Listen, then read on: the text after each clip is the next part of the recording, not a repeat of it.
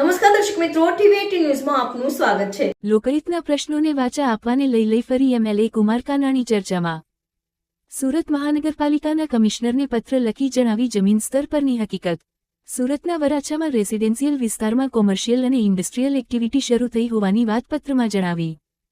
Resident વિસ્તારમાં આ કામગીરીના કારણે લોકો મુશ્કેલીમાં હોવાનું પણ જણાવ્યું। આ ઉપરાંત સુરત શહેરમાં ભેળસેળિયા અને નકલી ખોરાક બનાવતા લોકો બેફામ બન્યા હોવાની પણ વાત તેમણે પત્રમાં કરી। આ ઉપરાંત તેમણે બજેટમાં થતા વાયદાઓની વાત કાગળ પર જ હોવાની વાતનો પણ ઉલ્લેખ।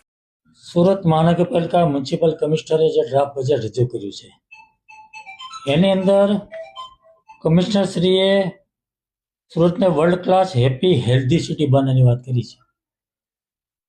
તંદુરસ્ત સિટી, રહેવાલાયક સિટી,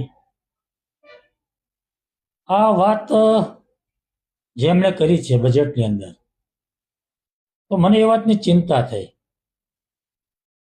કે રહેવાલાયક સિટી તો ક્યારે બનશે। સુરત શહેરની અંદર દર વર્ષે ખાડી પૂર આવે છે, લાખો લોકો હેરાન પરેશાન થઈ જાય છે, બેઘર થઈ જાય, ઘર છોડી ભાગી જવું પડે છે, તંત્ર બી પરેશાન થઈ જાય છે। જ્યારે પૂર આવે ત્યારે ચર્ચાઓ થાય છે, વાતો થાય છે, મિટિંગો થાય છે, આયોજન થાય છે, ખાડી પૂર કેવી રીતે બંધ થાય, ખાડીના ત્રાસમાંથી લોકો કેવી રીતે મુક્ત થાય, ખાડીની ગંદકી, ખાડી પૂર, મચ્છરોનો ત્રાસ જે રીતે લોકો સહન કરી રહ્યા છે એમાંથી કેવી રીતે મુક્તિ મળે, એનું કોઈ આયોજન આ બજેટમાં નથી થયું। બીજી હેલ્ધી સિટીની વાત છે, તંદુરસ્ત સિટી કેવી રીતે બનશે। આજે આપણે જોઈએ છીએ રેડ પડે છે આરોગ્ય વિભાગની, બેફામ નકલી ખાદ્ય પદાર્થો, ભેળસેળ પદાર્થો બની રહ્યા છે અને લોકો ખાઈ રહ્યા છે। કાર્યવાહી શું થાય છે? રેડ પડે, દંડ થાય, સેમ્પલ ફેલ થાય, એકાદ દિવસ કદાચ પોલીસ કેસ કરે કોઈકમાં તો એકાદ દિવસની અંદર જામીન મળી જાય, છૂટી થાય, ધંધો શરૂ થાય છે। કઈ દુકાન બંધ થઈ, કોના ધંધાઓ બંધ થયા ડુપ્લિકેટના?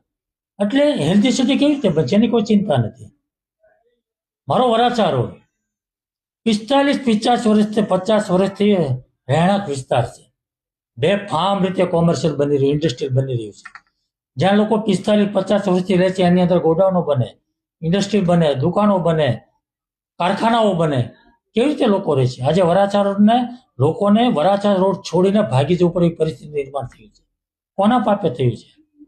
લોકો કેવી રીતે સુખીથી રહી શકશે? કેવી રીતે રહેવાલાયક સિટી બનશે?